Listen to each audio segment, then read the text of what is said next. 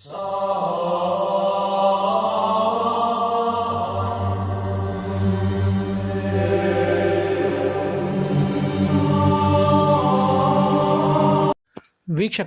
ನಮಸ್ಕಾರ, welcome to my YouTube channel. ಪಾಕಿಸ್ತಾನದ ಗುಪ್ತಚರ ಸಂಸ್ಥೆ ಇತ್ತೀಚೆಗೆ ICC ಚಾಂಪಿಯನ್ಸ್ ಟ್ರೋಫಿ 2025ರ ಸಂದರ್ಭದಲ್ಲಿ ವಿದೇಶಿ ನಾಗರಿಕರನ್ನು ಅಪಹರಿಸಲು ಇಸ್ಲಾಮಿಕ್ ಸ್ಟೇಟ್ ಖುರಾಸಾನ್ ಪ್ರಾಂತ್ಯ ISKP ಯೋಜಿಸುತ್ತಿದೆ ಎಂಬ ಎಚ್ಚರಿಕೆಯನ್ನು ನೀಡಿದೆ.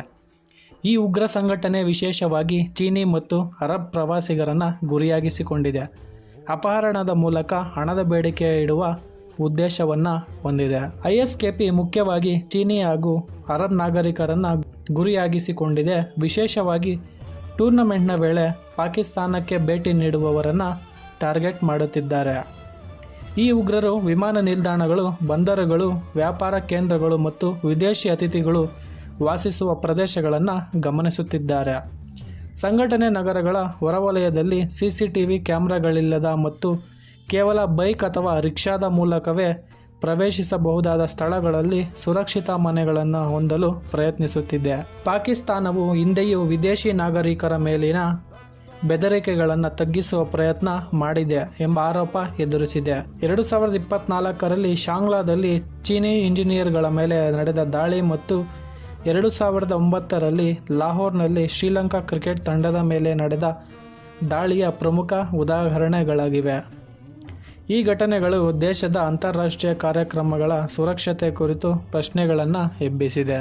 ಅಫ್ಘಾನಿಸ್ತಾನದ ಗುಪ್ತಚರ ಸಂಸ್ಥೆಯು ಪ್ರಮುಖ ಸ್ಥಳಗಳ ಮೇಲೆ ISKP ದಾಳಿಗಳ ಸಾಧ್ಯತೆ ಕುರಿತು ಎಚ್ಚರಿಕೆಯನ್ನು ನೀಡಿದೆ.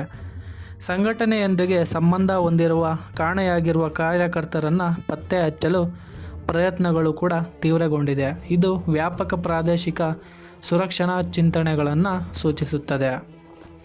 2024ರಲ್ಲಿ ISKPಯ ಮಾಧ್ಯಮ ವಿಭಾಗವಾದ ಅಜೇಮ್ ಮೀಡಿಯಾ ಕ್ರಿಕೆಟನ್ನು ಪಾಶ್ಚಾತ್ಯ ಪ್ರಭಾವದ ಸಾಧನವೆಂದು ಖಂಡಿಸಿ ವಿಡಿಯೋ ಬಿಡುಗಡೆ ಮಾಡಿತ್ತು.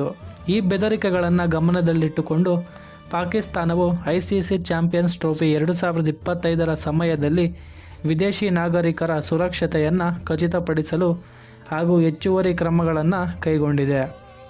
ವಿದೇಶಿ ಪ್ರವಾಸಿಗರು ತಮ್ಮ ಪ್ರಯಾಣದ ಸಮಯದಲ್ಲಿ ಎಚ್ಚರಿಕೆಯಿಂದಿದ್ದು ಸ್ಥಳೀಯ ಅಧಿಕಾರಿಗಳ ಮಾರ್ಗಸೂಚನೆಗಳನ್ನು ಅನುಸರಿಸುವುದು ಅತ್ಯಂತ ಮುಖ್ಯವಾಗಿದೆ.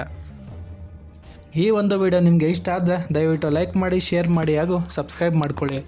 ಹಾಗೆ ಬೆಲ್ ಐಕನ್ನನ್ನು ಕ್ಲಿಕ್ ಮಾಡ್ಕೊಳ್ಳಿ. ಧನ್ಯವಾದಗಳು. ಜೈ ಹಿಂದ್, ಜೈ ಭಾರತ್.